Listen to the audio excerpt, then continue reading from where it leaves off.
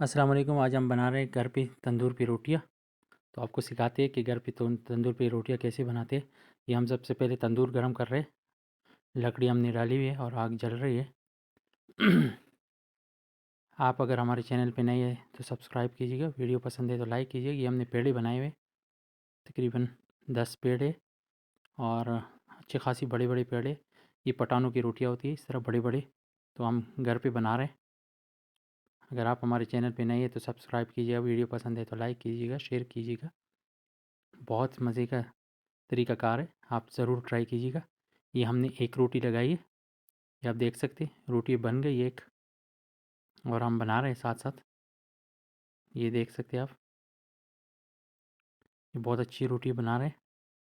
आप भी ज़रूर घर पे ट्राई कीजिएगा।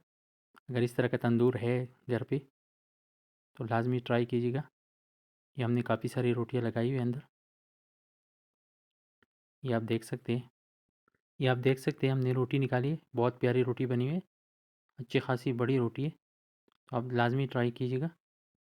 ये हमने काफ़ी सारी रोटियां बना दी, तो आप भी लाजमी ट्राई कीजिएगा। Thank you for watching the video.